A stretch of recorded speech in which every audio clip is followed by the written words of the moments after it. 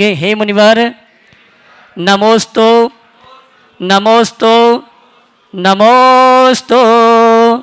और आइए चलते हैं परम पूज्य मुनिवर संधान सागर जी महाराज से निवेदन है शंका समाधान के कार्यक्रम के लिए दोनों हाथ उठा के जयकार लगाएंगे। बोले परम पूज्य मुनि श्री प्रमाण सागर जी महाराज की, मुनिवर श्री संधान सागर जी महाराज की। नमोस्तु निवेदित करते हुए आज का यह शंका समाधान का सत्र इस पावन धरा से अपन प्रारंभ करें।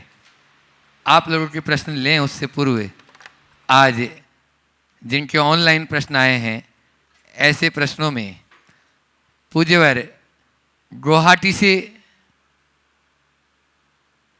हीरा जी डंडवाल पूछ रही है, स्वावलंबन अच्छी चीज़ है पर कई बार हम इतना स्वावलंबी हो जाते हैं कि अपनी तारीफ भी खुद ही करने लगते हैं। शास्त्रों में आत्म प्रशंसा को नीच गोत्र के वन का कारण माना है। जो दृष्टि या इसके सन्मुख जीव को होता है तो स्वयं की प्रशंसा को कैसे पहचानें और उससे कैसे बचें ताकि मिथ्यात्व में जाने से हम बच सकें। बहुत अच्छा सवाल है, आत्म प्रशंसा से अपने आप को कैसे बचाएं। ये बात सत्य है कि शास्त्रों के अनुसार आत्म प्रशंसा और पर निंदा ये दोनों हमारे पतन के कारण हैं। शास्त्रीय भाषा में कहें तो ये नीच गोत्र के बंध का कारण है। और ऐसे नीच गोत्र का बंध है मिथ्यात्वोन्मुखी जीव ही करता है या मिथ्या दृष्टि ही करता है। आपने पूछा इससे हम कैसे बचें। 4 उपाय बोलना चाहूँगा जो हमें आत्म प्रशंसा और पर निंदा से बचा सके। सबसे पहली बात, अपनी कमियों को देखें। क्या देखें? अपनी कमियों को देखें। इस संसार में कोई भी परिपूर्ण नहीं, सब अधूरे हैं, सब में कोई ना कोई कमी है। तो यदि हम अपनी कमियों को देखते हैं तो तय मान करके चलना, हम फिर कभी अपने मुंह से अपनी प्रशंसा करने लायक होंगे ही नहीं। दूसरी बात, अपनी कमियों को सुधारने का प्रयास करें। जब हम खुद किसी को पाने की प्रक्रिया में लगेंगे तो फिर हम ज़्यादा कुछ कहने या बताने लायक नहीं रहेंगे। दूसरी बात, दूसरों के गुणों का अनुराग रखें, गुणग्राही बने। किसी में कोई अच्छाई हो तो उसे तुरंत स्वीकार करें, ग्रहण करें। और चौथी बात, गुण गायक बने, अर्थात किसी के अंदर कोई गुण हो तो ग्रहण भी करे और उसका बखान भी करे, दूसरों की प्रशंसा की आदत डाल दे। तो ये दोनों चीज़ें माने चारों बातें अगर जीवन में आ गई तो अपनी प्रशंसा की जगह अपनी कमियों को हम देखेंगे, आत्मनिंदा होगी, और दूसरों की प्रशंसा करेंगे, गुणों को देखेंगे तो उनकी प्रशंसा होगी। तो जो हमें नीचे गिराता है उसकी जगह हम अपने आप को ऊपर उठाने में समर्थ हो जाए। पूज्यवर के चरणों में उत्तर प्रदेश बाराबंकी से सैलू जी जैन नमोस्तु करते हुए पूछ रहे हैं, अगर कुछ गलत हो रहा है तो उसके लिए आवाज़ उठाएं या कर्म उदय मानकर मात्र सहन करें। देखिए, गलत हो रहा है तो आवाज़ भी उठाया जा सकता है और सहन भी किया जा सकता है, पर हमें ये देखना है कि गलत किसके द्वारा हो रहा है और किसके प्रति हो रहा है। समझ गए?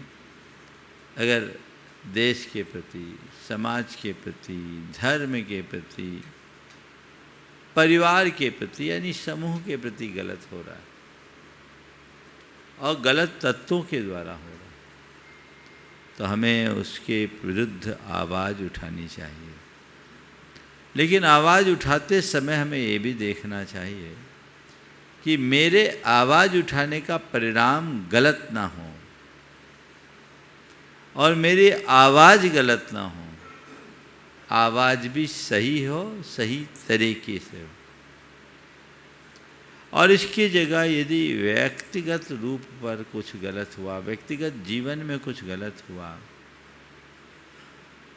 और गलत करने वाला भी कोई गैर नहीं अपनाई है, वह जो जिनके साथ हमें रहना है। सपोज कई लोगों को माँ बाप से ही शिकायत होती है, हमारे पिताजी ने हमारे साथ गलत किया, एक भाई को ज़्यादा दे दिया, हमें कम दिया, मेरे साथ अन्याय हुआ, है ना। कई बार बच्चे कहते हैं मेरे पापा ने एक बच्चे को बाहर पढ़ाई करने के लिए भेज दिया, मुझे नहीं भेजा, हमारे साथ गलत हुआ।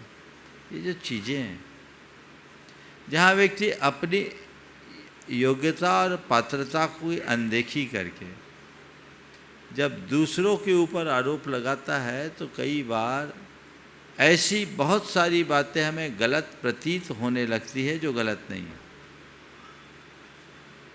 तो हम अपने आप को गलत से बचाएं, गलत से बाहर निकलें।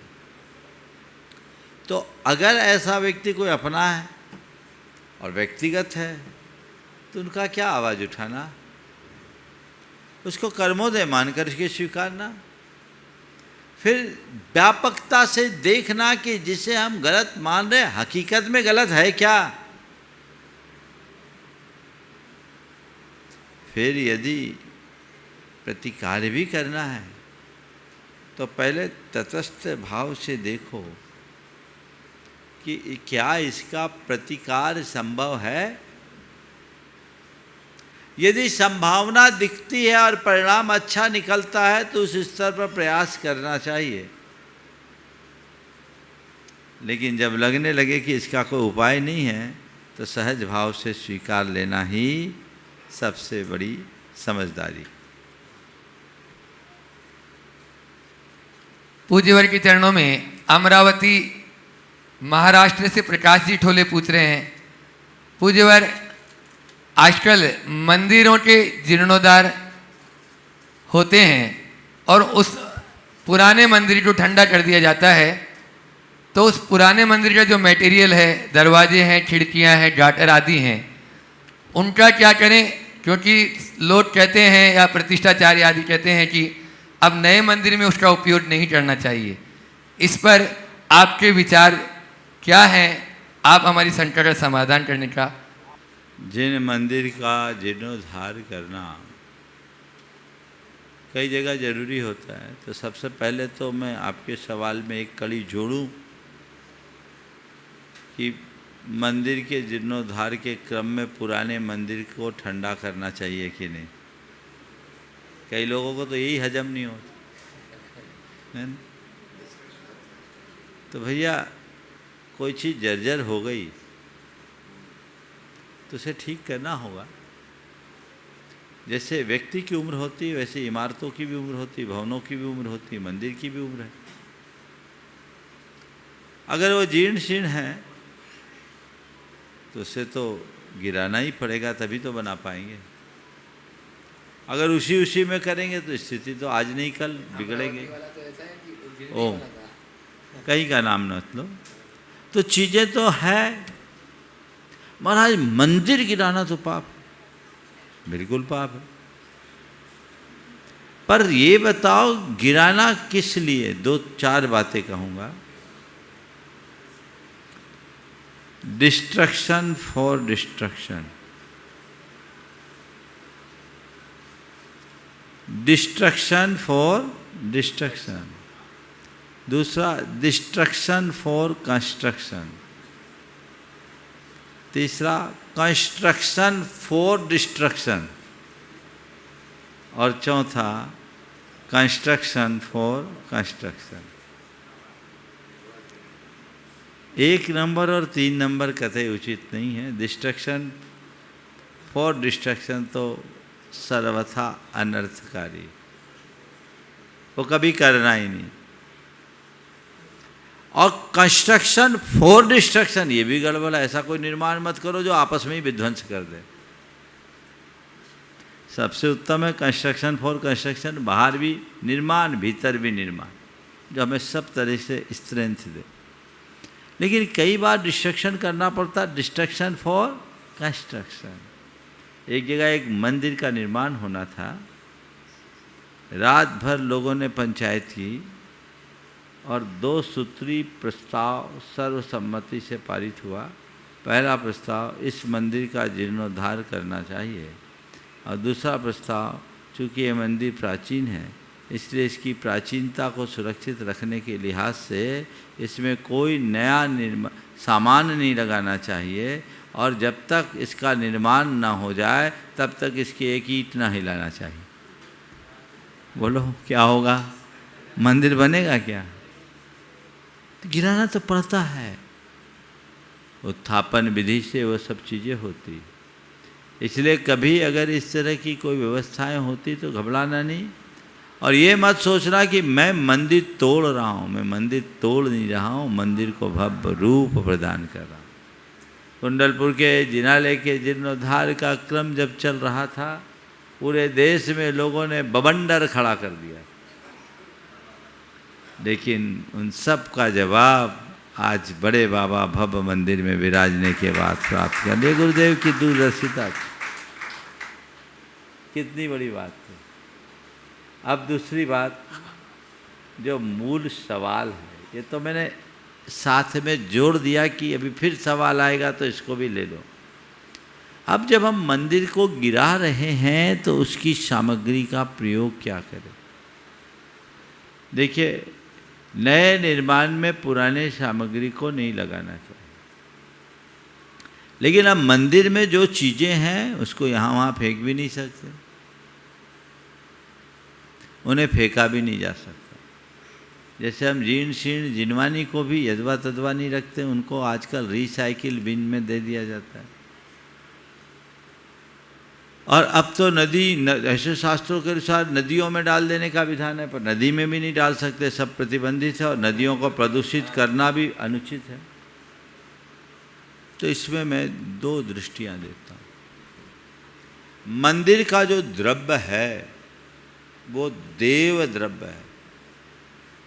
पुरानी भवनों में, मंदिरों में बहुत ज़्यादा लक्कड़ निकलते हैं, लोहे निकलते हैं, वो कीमती होते।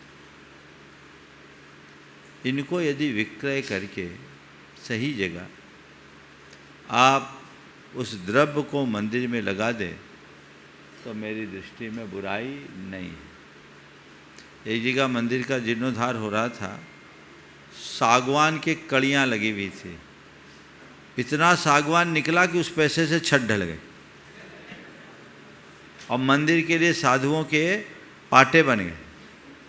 बहुत अच्छी कड़ी थी।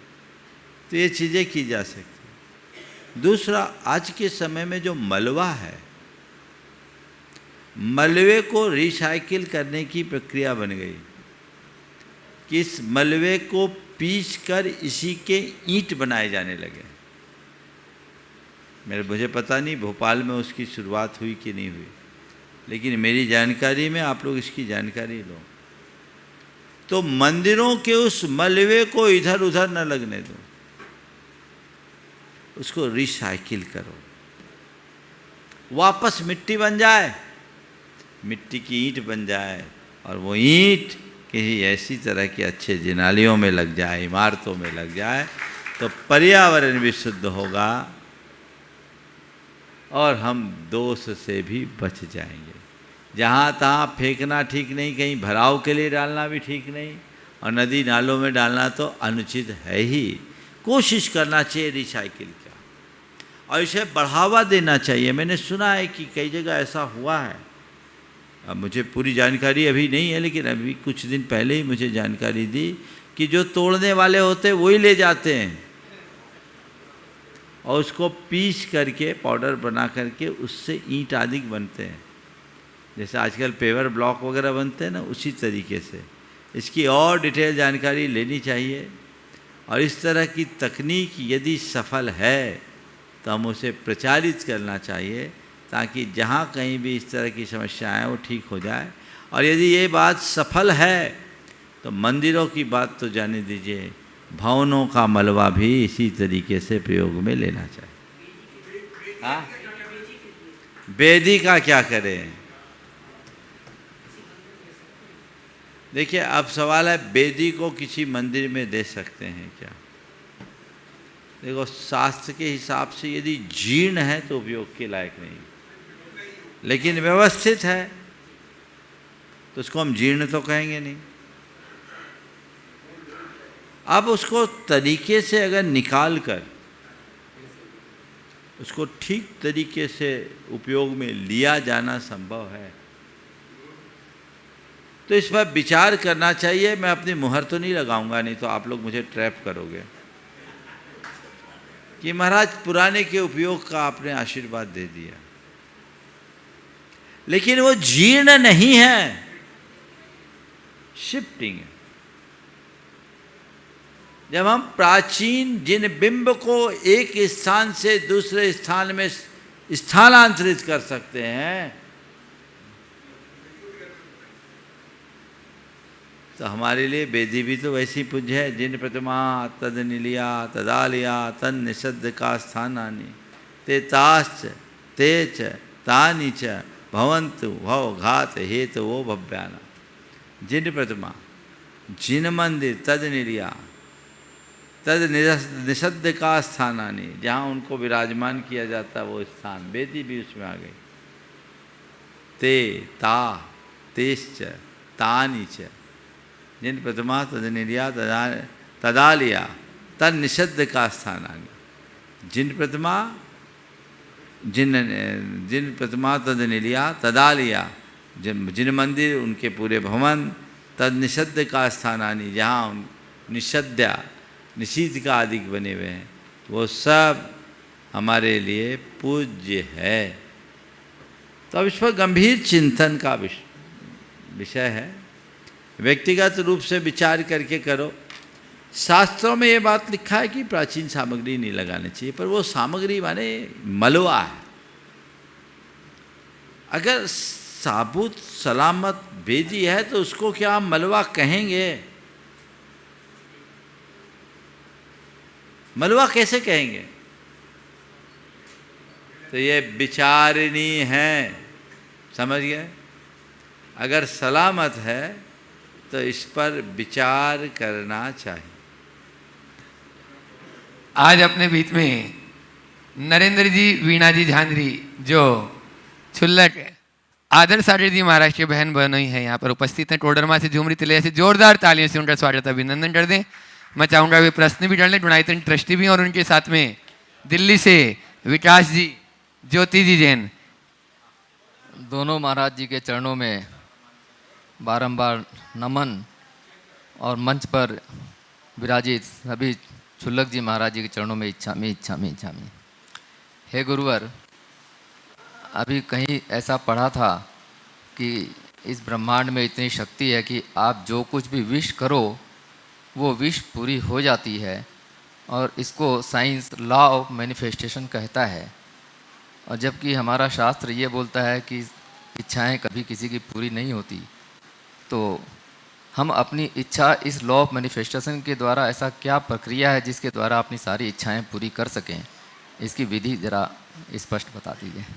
लॉ ऑफ मैनिफेस्टेशन से क्या हम अपनी सारी इच्छाओं को पूरी कर सकते हैं?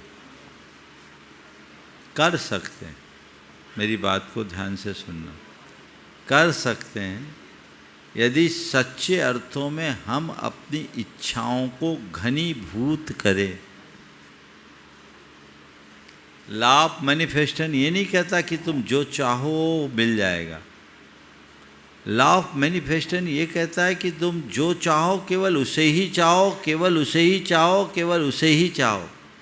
और जब एक को चाहोगे तो वो पूरा होगा, 1000 को चाहोगे तो सब अधूरा हो। समझ गए? हमारी अंतहीन इच्छाएं हमें दौड़ाती है, भटकाती है। अंतहीन इच्छाएं हमें दौड़ाती है, भटकाती है, वो कभी पूरी नहीं होगी। लेकिन हम अपनी इच्छाओं को सीमित और संयमित करके इच्छा से अनिच्छा की ओर बढ़ने की सामर्थ्य विकसित कर लें तो मुक्ति भी प्राप्त कर सकते हैं। इच्छा तो बहुत ऊपर की बात है, इससे के मूल में है भावना। अपने अंदर की भावना, अपनी भावधारा को जब हम गहरी बनाएं तो कहते हैं भावेन होई बंधो भावेन होई मुखम। मुखो भाव से ही बंध होता है, भाव से ही मुक्ति मिलती है। तो भावना से जब मुक्ति मिल सकती है, कब? जब एक की भावना हो तब। इच्छाएं फलीभूत होगी जब समस्त इच्छा केवल एक इच्छा में परिणत हो जाएगी। समझ गए? कभी कुछ कभी कुछ कभी कुछ कभी कुछ, तो ऐसा कोई कल्प वृक्ष नहीं है।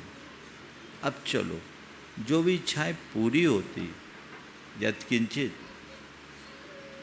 तो इसका वैज्ञानिक आधार क्या है और जैन दर्शन इसे कैसे सम्मति देता है? मैं जैन दर्शन के हिसाब से बोलता हूँ।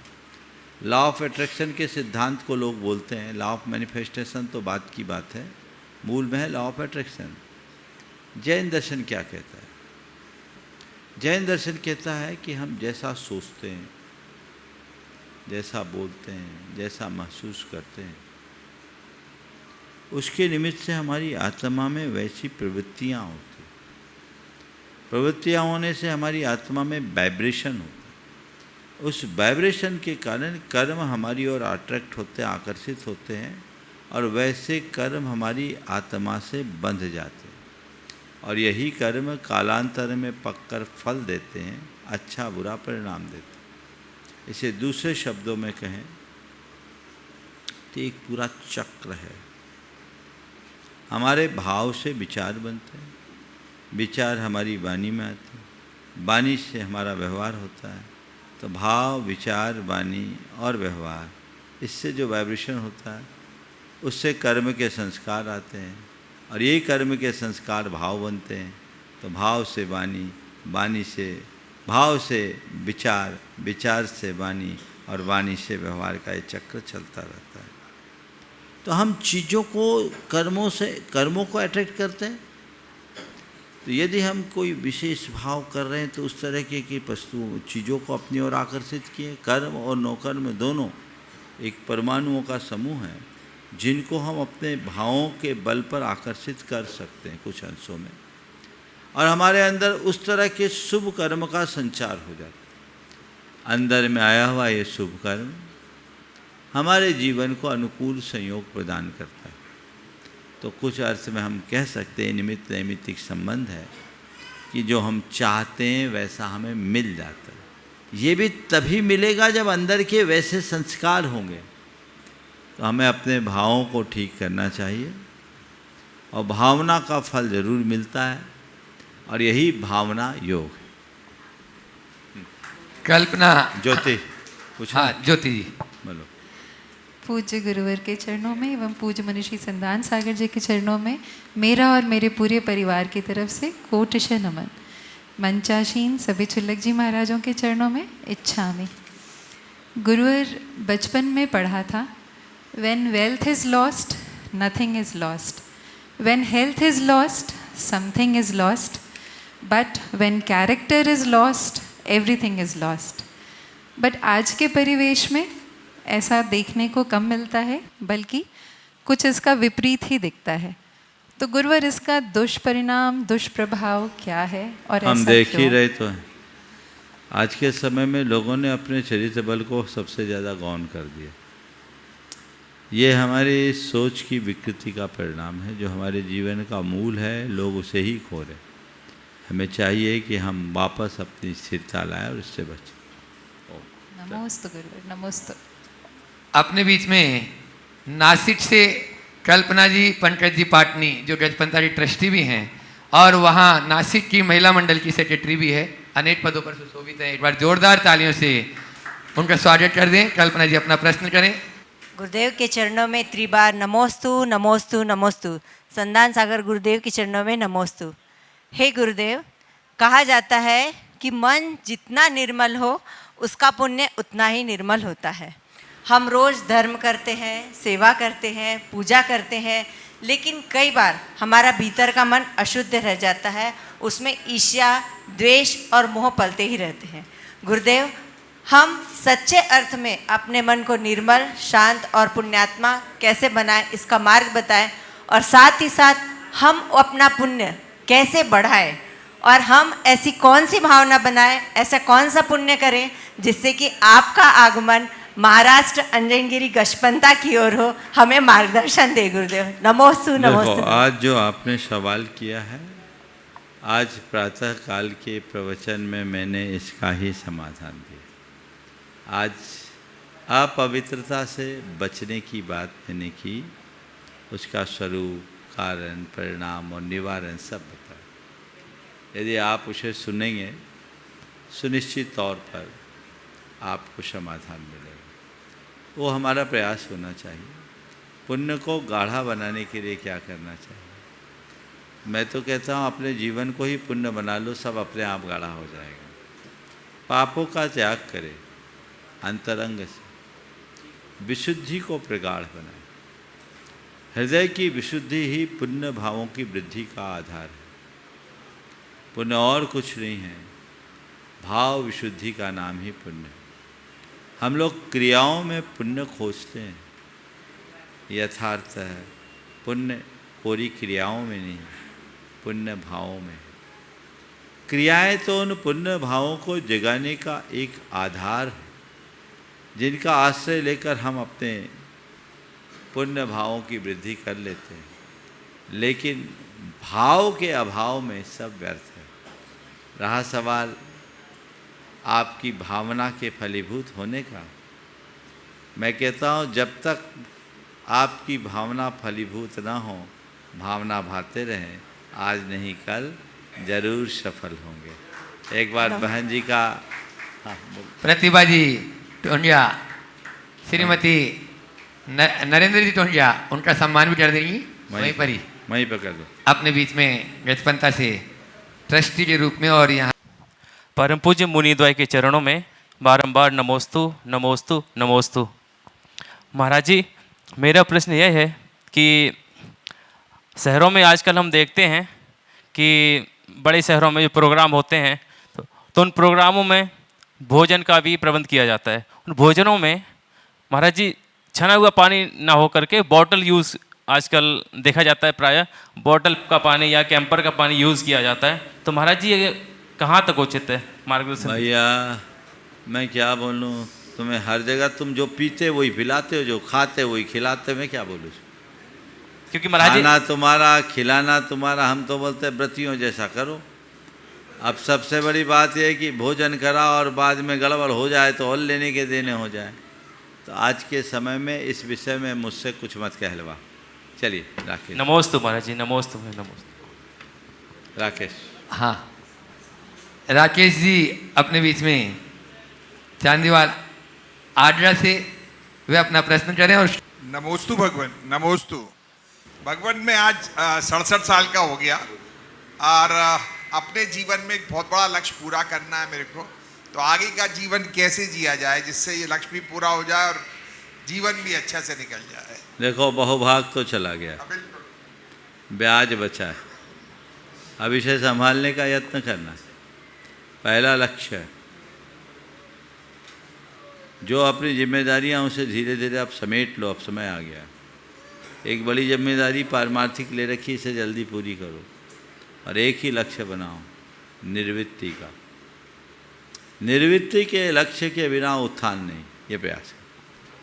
नमोस्तु। अंबिकापुर से विक्रम जी जैन और साथ में जो अहरनीस भैयावृत्ति में लगे रहते हैं विक्की भाई और सभी लोग एक साथ आ जाएं, जितने भी लोग यहाँ पर।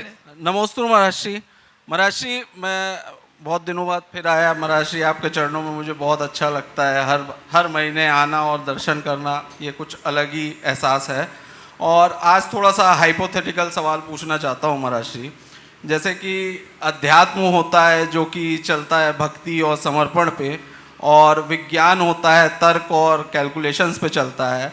क्या महाराज श्री आज से 100-200 साल बाद कोई ऐसा समय भी आएगा कि विध्यात्म नाम की कोई चीज़ होगी जिसमें कि विज्ञान से अध्यात्म को प्रूफ किया जाएगा और अध्यात्म से विज्ञान को? बहुत अच्छी कल्पना की है। क्या ऐसा समय आएगा जो विध्यात्म नाम से जाना जाएगा? मुझे लगता है कि ऐसा हो सकता है। और ये अतीत आज ही हुआ ऐसी बात नहीं, अतीत में भी हुआ है, थोड़ा समझना। अतीत में हम जब झांक कर देखते हैं तो हमारे बड़े बड़े ऋषि मुनि योगी ज्ञान जो बड़े बड़े साधक रहे, वे केवल सामान्य साधक नहीं रहे, वे अन्वेषक और विज्ञानी भी रहे। अगर हम अपने प्राचीन ग्रंथों को देखें तो इनमें इनका उल्लेख मिलता है। हमारे शास्त्रों में परमाणु का विज्ञान बताया, हमारे शास्त्रों में पदार्थ का विज्ञान बताया, हमारे शास्त्रों में जीवन का विज्ञान बताया, हमारे शास्त्रों में लोक का विज्ञान बताया। ये बात अलग है कि कई अवधारणाएं आज अलग रूप में प्रस्तुत है और कई अवधारणाएं ऐसी है जिन तक अभी तक विज्ञान पहुंच नहीं पाया। उदाहरण के लिए एक परमाणु की अवधारणा की बात करता हूं। परमाणु के विषय में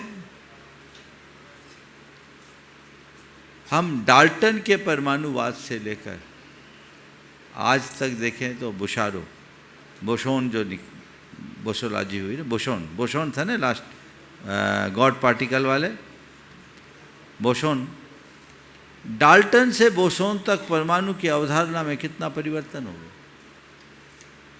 लेकिन हमारे शास्त्रों में परमाणु का एक ही संदेश दिया गया कि परमाणु अल्टीमेट पार्टिकल है, वह स्वाभाविक और अविभाज्य अंग है, उसमें अन्य कोई भेद कण संभव नहीं। वो आज भी स्टेबल है, आज नहीं कल होगा। हमारे आचार्यों ने इस पर विचार किया, विमर्श किया, मंथन किया, अपने शास्त्रों में इसका उल्लेख किया, वर्णन किया। एक उदाहरण देता हूँ। प्रसिद्ध जैनाचार्य अकलंक देव तत्वों का निरूपण करने के क्रम में एक जगह सवाल आया कि सिद्ध परमात्मा मुक्ति के उपरांत लौट कर क्यों नहीं आते। हमारे यहाँ कहते हैं एक बार मोक्ष चले गए तो हमेशा हमेशा के लिए सिद्ध लोक में विराजमान होते, लौट कर नहीं आते। उन्होंने उसके अनेक दार्शनिक और आध्यात्मिक कारण बताए, लेकिन एक कारण और दिया जो वैज्ञानिक है, जिस पर अगर ध्यान दिया होता तो ग्रेविटी फोर्स के जनक के रूप में उनको जाना जाता। उन्होंने लिखा गौरवा भावाच्य। उन्होंने कहा कि वो सिद्ध परमात्मा नीचे नहीं आते। बोले क्यों? क्योंकि उनमें गुरुत्व का अभाव है। गुरुत्वात् अधः पतनम भवति, ये शब्द है वहाँ। गुरुत्व से अधः पतन होता। उनका प्रमेय और प्रतिपाद्य भिन्न था, इसलिए उसके डेप्थ में नहीं गए, पर उनको इतना तो ज्ञान था कि गुरुत्व से अधः पतन होता है। सेब पहले भी गिरता था, लेकिन आज हम सारा श्रेय किनको देते हैं? न्यूटन को। तो ऐसा नहीं है कि अतीत में विज्ञान धर्म के साथ नहीं चला। धर्मियों ने विज्ञान को लिया और एक शब्द गढ़ा, वीत राग विज्ञान। क्या बोला? वीत राग विज्ञान। विज्ञान यदि वीतरागता से जुड़ जाए तो विध्यात्म बन जाएगा। समझ गए? अगर कोई विज्ञानी है, वो बहिर्जगत का अनुसंधान करता है, तो धर्म उसमें रोकता नहीं है। हमारे तीर्थंकर परमात्मा ने अंतरलोक और बहिर्लोक दोनों का विश्लेषण किया। आत्म जगत और पदार्थ जगत का पूरा निरूपण किया। विज्ञान का विषय पदार्थ है और अध्यात्म का विषय परमार्थ है। और परमार्थ और पदार्थ दोनों को साथ चलना चाहिए। एक परमार्थी को भी कुछ अंशों में पदार्थ का आलम्बन लेना पड़ता है, तो ले, सहायक है, उसके बिना काम नहीं चलेगा। और थोड़ा सा पीछे जाए, सवाल बहुत अच्छा है तुम्हारा। पुराने ज़माने में विद्याएं होती थी और धर्मी जन विद्याओं के बल पर भी अपने जीवन को आगे बढ़ाते थे। धर्म की प्रभावना का भी आधार होता था। विद्या के बल पर रथ यात्राएं हुई, समझ गए? ये विद्या क्या थी? टेक्नोलॉजी थी ना, टेक्नोलॉजी। तो टेक्नोलॉजी को यदि धर्म से जोड़ दिया जाए तो वो निर्माण करेगी, और टेक्नोलॉजी यदि अधर्म से जुड़ेगी तो विध्वंस करेगी। अब तो साइंस नहीं, अब टेक्नोलॉजी का युग आ रहा है। साइंस तो पीछे छूट गया। तो मुझे लगता है टेक्नोलॉजी को आध्यात्मिकता से जुड़ना पड़ेगा। एआई का युग आ रहा है, आर्टिफिशियल इंटेलिजेंस। अगर आध्यात्मिकता नहीं होगी तो मनुष्य पागल बन जाएगा। अल्बर्ट आइंस्टीन से उनके जीवन के अंतिम क्षणों में कुछ लोगों ने पूछा कि आपने एटॉमिक पावर का इन्वेंशन क्यों किया? उन्होंने कहा, समाज के निर्माण के लिए। उनसे दोबारा पूछा गया कि क्या आप इस बात पर कायम है कि ये एनर्जी केवल निर्माण के ही काम में आएगी? उन्होंने कहा, बेशक, जब तक मनुष्य का दिल और दिमाग दुरुस्त हो। क्या हो? दिल और दिमाग दुरुस्त। जब तक दिल और दिमाग दुरुस्त है तो दुनिया सलामत है। एक के दिमाग में फितूर आ जाए तो पूरा संसार नष्ट हो जाए। सैकड़ों बार इस धरती को का विध्वंस करने लायक विस्फोटक आज दुनिया में है। दुनिया में क्या, एक देश के ही पास है। तो दिल दिमाग को दुरुस्त करने वाला कौन है? विज्ञान नहीं, टेक्नोलॉजी नहीं, अध्यात्म। इसलिए वीतराग विज्ञान या विध्यात्म समय की मांग है। हमें धर्म और विज्ञान को एक दूसरे के विरोधी मानने की जगह एक दूसरे के पूरक के रूप में देखना चाहिए और उसी अनुरूप आगे बढ़ना चाहिए। अपने विजय जयपुर से अरविंद जी जैन यहाँ पर उपस्थित हैं, वे अपना प्रश्न करें और उसके बाद में सेजल जैन पंचशील नगर तैयार रहें। मेरे परम सिद्धे गुरुदेव प्रमाण सागर जी महाराज के चरणों में कोटि कोटिश नमोस्तु। संधान सागर महाराज जी कोटि कोटिश नमोस्तु। मंचासीन सभी छुल्लक महाराज जी के चरणों में इच्छामी। पूज गुरुदेव, एक तो आपसे आशीर्वाद चाहिए कि हम संयम के मार्ग पर आगे और बढ़ें, ये आपसे एक आशीर्वाद चाहिए।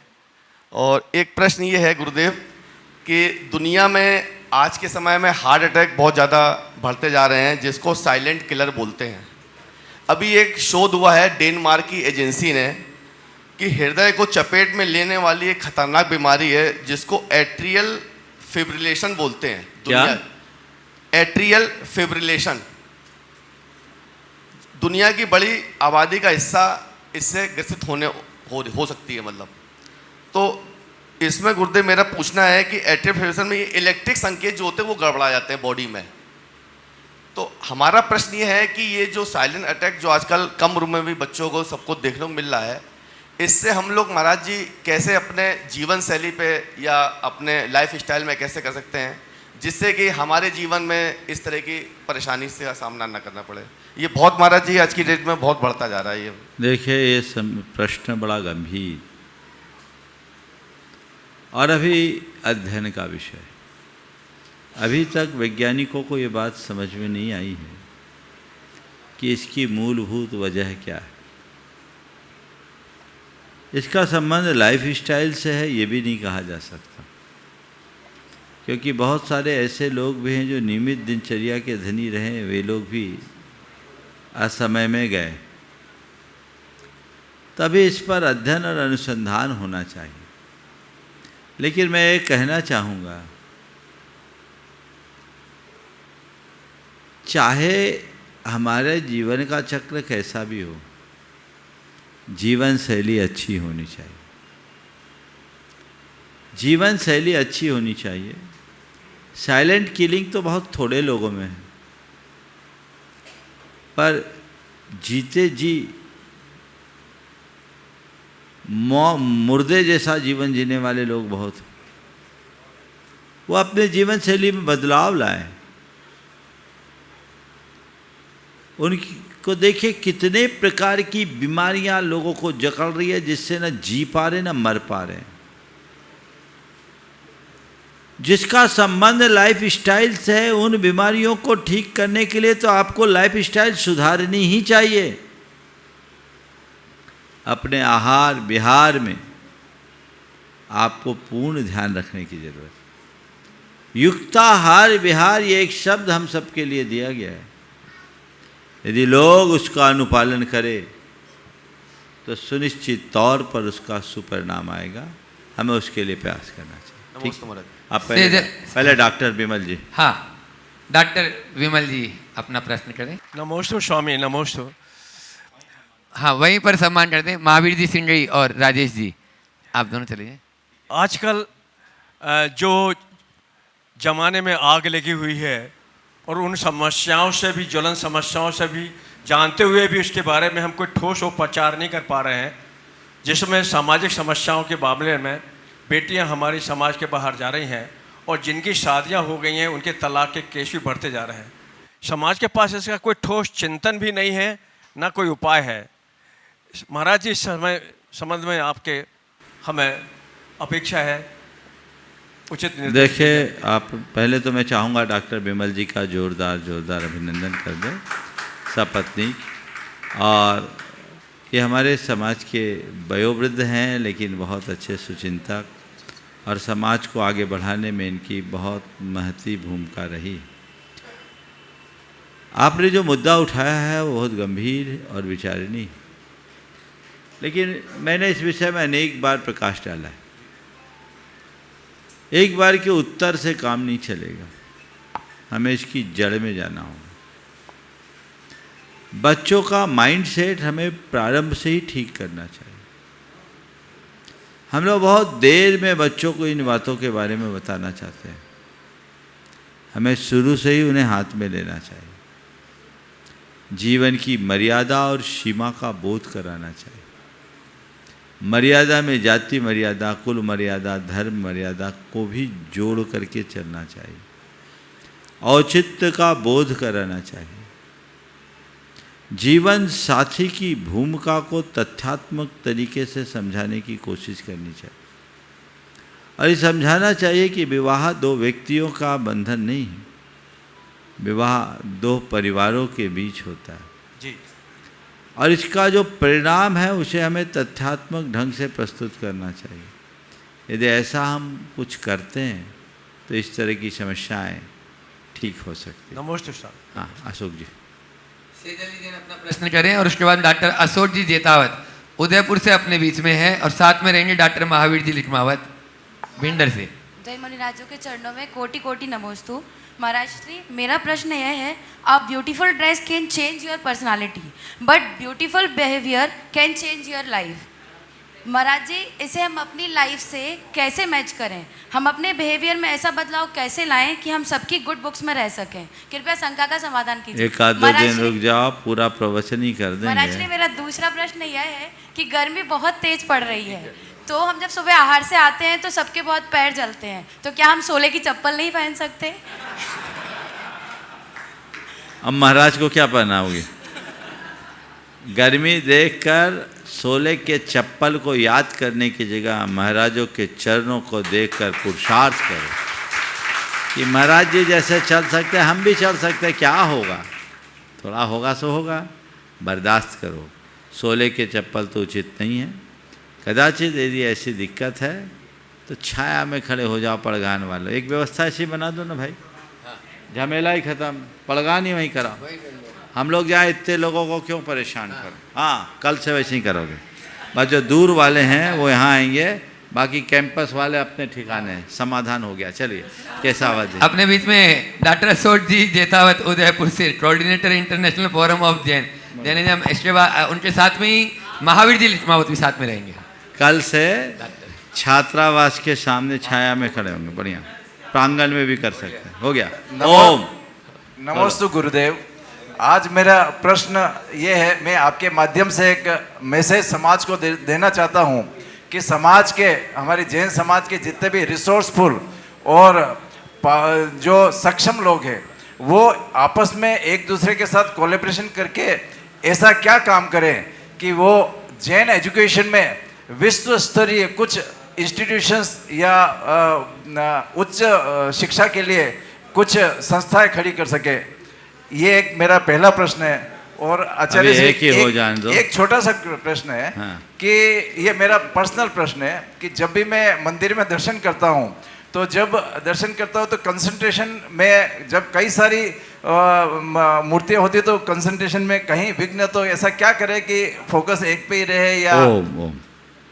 नमस्ते। देखिए, पहले तो मैं चाहूँगा डॉक्टर केतावत और डॉक्टर महावीर जी दोनों का जोरदार अभिनंदन करें। ये Jain study international forum of Jain study के कोऑर्डिनेटर है, नेशनल कोऑर्डिनेटर है और बहुत अच्छा काम कर रहे हैं। आपने पूछा है कि समाज के सारे प्रतिभावान लोग इस तरह के कार्यों के लिए क्या करें। मैं तो कहता हूँ सबसे पहले हम ऐसे लोगों को चिन्हित करें, उन्हें एक मंच पर लाएं, एक बढ़िया कार्य योजना बनाएं, एक रोड मैप तैयार करें, ठोस कार्य योजना बनाकर हम उन सबको एक दूसरे के साथ जोड़े तो परिणाम जरूर आएगा। आपका दूसरा सवाल है कि अनेक जिनबिंब होने के बाद हम मंदिर जाएं तो किस पर फोकस करें? मूल नायक पर फोकस करो, बाकी चीज़ें अपने आप इसे सेट हो जाएगी। सत्येंद्र को पूछने थे ना, आपको भी देंगे 5 मिनट एडिशनल इनके बाद। बोलो। मेरा आज सौभाग्य है कि जिस इंस्टीट्यूट में मैंने 28 साल पहले असिस्टेंट डायरेक्टर ग्रुप में लगभग 4 माह काम किया था, और यहाँ पर मेरे ही प्रयास से कहना चाहिए कि MBA की परमिशन AICT ने दी थी। पूज्य श्री 28 साल बाद मुझे यहाँ आने का अवसर मिला और आपके दर्शन करने का लाभ मिला। निश्चित रूप से इंस्टीट्यूट को आपके चरणों के सानिध्य से उन्नति प्राप्त होगी। मैं एक छोटा सा प्रश्न आपसे पूछना चाहता हूँ कि नंदीश्वर दीप जो भक्ति है उसमें सभी सिद्ध भूमियों का, सब जगह का वर्णन है, परंतु 13 दीप जिनालय और कुंडलवर द्वीप में जो 13 दीप जिनालय और कुंडलवर द्वीप, रुचकवर द्वीप और कुंडलवर द्वीप के जो जिनालय हैं उनका वर्णन नहीं मिलता। ऐसा है कि नंदीश्वर द्वीप गए जी, स्वर्ग से देव आए, तो जहाँ तक गए मेन काम हुआ, वहीं से रिवर्स हो गए, सब तरफ नहीं गए जी। तो जहाँ जहाँ जाते हैं उनका उल्लेख उनने कर लिया, बाकी अन्य द्वीपों में अन्य कार्यों और प्रयोजन से देव लोग जाते हैं, इसलिए उनका उल्लेख नहीं किया, ऐसा समझना चाहिए। डॉक्टर महावीर जी लिखमावा। गुरुदेव, पहले तो निवेदन है और फिर सवाल है। निवेदन ये है कि एक संकल्प आपके माध्यम से, आपके द्वारा 2018 में हम सभी ध्यान डूंगरी निर्माण समिति को लिया है। निवेदन है कि आप तो अवधि ज्ञानी हैं, सब जानते ही, वो संकल्प कब पूरा होगा, पहला। दूसरा ये है गुरुदेव, 2 दिन से थोड़ा मन बहुत व्याकुल है। इंस्टीट्यूशन बनाते हैं, रिसोर्सेज हैं, लेकिन कुछ समय बाद लगता है कि वो इंस्टीट्यूट फिर धरातल पे आ जाता है और नहीं चलता है। नए नए इंस्टीट्यूट्स आ रहे हैं, लेकिन हम प्रोफेशनल तरीके से नहीं आते हैं। उन बारीकियों को माइक्रो लेवल पे पहले ही प्लानिंग और कुछ होता है। 4-5 इंस्टीट्यूशंस से संपर्क हुआ, ताकत है, लेकिन इंस्टीट्यूशन जो डॉक्टर साहब की तरह है, जो ग्लोबल लेवल पे या इंस्टीट्यूशनल लेवल पे हम पहुंच नहीं पा रहे हैं। इवन भोपाल ले लीजिए, दूसरे सिटीज़ में ले लीजिए, बहुत बड़े बड़े यूनिवर्सिटीज़ हैं, लेकिन हम डेंट, चाहे जैनिज्म में हो चाहे एजुकेशन में है, उसका प्रभाव जितना डालना है उतना नहीं डाल रहे हैं। ओह, देखिए आपका सवाल तो बहुत अच्छा है। हर योजना समय काल सापेक्ष होती है। जिस समय हम जैसी योजना बनाते हैं, योजना बनाने वाले की जैसी सोच होती है, वो उसी गति से चलते हैं और संस्थाएं चलती। और अपनी गति से चलती भी है, लेकिन मेरा मानना है कि संस्था के संस्थापकों का जो भाव होता है, पीछे वालों के मन में वैसा भाव हो ये कोई ज़रूरी नहीं।